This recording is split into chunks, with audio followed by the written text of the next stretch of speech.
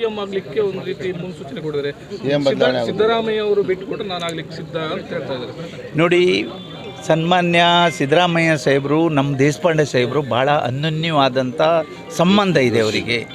ಅವರು ಏನು ಹೇಳಿದ್ದಾರೆ ಏನೋ, ಹೆಚ್ಚಾಗಿ ಸಿದ್ದರಾಮಯ್ಯ ಸಾಹೇಬರು ಹೇಳಿದ್ದಾರೆ ಏನೋ, ನೀನೇ ಆಗಪ್ಪ, ನನ್ನ ಫ್ರೆಂಡ್ ನೀನಾದರೂ ಒಳ್ಳೆಯದು ಅಂದೇಳಿ ಹೇಳಿರಬೇಕು. ಇಲ್ಲ ಅಂದರೆ ಇವತ್ತಿನವರಿಗೆ ಇಡೀ ದೇಶದ ಎಲ್ಲ ಕಾಂಗ್ರೆಸ್ ಹೈಕಮಾಂಡ್ ಹಿಡಿದು ನಮ್ಮ ರಾಜ್ಯದ ಮಾಮೂಲಿ ಕಾರ್ಯಕರ್ತರವರಿಗೂ ಸಿದ್ದರಾಮಯ್ಯವರೇ ಮುಖ್ಯಮಂತ್ರಿಗಳು.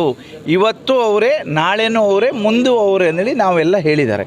ಅವರವ್ರ ಫ್ರೆಂಡ್ ಆದ್ದರಿಂದ ಏನಾದರೂ ಅನ್ಯೋನ್ಯತೆ ಇದೆ ಅವರಿಗೆ ಅವ್ರು ಬಿಟ್ಟುಕೊಟ್ರೆ ಇವರು ಆಗ್ಬೋದು. ಅದರಲ್ಲಿ ಫಸ್ಟ್ ಸಂತೋಷ ಪಡುವ ನಾನು, ನಮ್ಮ ಜಿಲ್ಲೆಗೆ ಮುಖ್ಯಮಂತ್ರಿ ಸಿಕ್ತು ಅಂದೇಳಿ ಫಸ್ಟ್ ಸಿದ್ದರಾಮಯ್ಯವರಿಗೆ ಅಭಿನಂದಿಸುವ ನಾನು, ನಮ್ಮ ದೇಶಪಾಂಡೆ ಸಾಹೇಬರಿಗೆ ಮುಖ್ಯಮಂತ್ರಿ ಮಾಡಿದ್ರಿ ಅಂದೇಳಿ. ಅದು ಬಿಟ್ಟು ನಮ್ಮ ಪಕ್ಷದಲ್ಲಾಗಲಿ ಅಥವಾ ನಮ್ಮ ಹತ್ರ ವೈಯಕ್ತಿಕವಾಗಲಿ ಯಾರೂ ಕೇಳಲಿಲ್ಲ.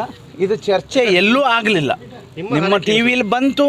ನಮ್ಮ ಹಾರೈಕೆ ದೇಶಪಾಂಡೆ ಸಾಹೇಬರು ಯೋಗ್ಯ ಅವರೇ, ಅವರಿಗೆ ಮುಖ್ಯಮಂತ್ರಿ ಕೊಡೋದು ಸರಿ ಉಂಟು. ದೇಶಪಾಂಡೆ ಅವರು ಹೇಳಿದ್ರು ಸರ್, ಮೀಡಿಯಾದಲ್ಲಿ ಬಂದು ಹೌದ್ರಿ, ನಿಮ್ಮ ದೇಶಪಾಂಡೆ ಅವ್ರದ್ದು ಮೀಡಿಯಾದಲ್ಲಿ ಬಂದದ್ದು ನೋಡಿದೆ ನಾನು ಅಂದೇಳಿ ಹೇಳಿದೆ.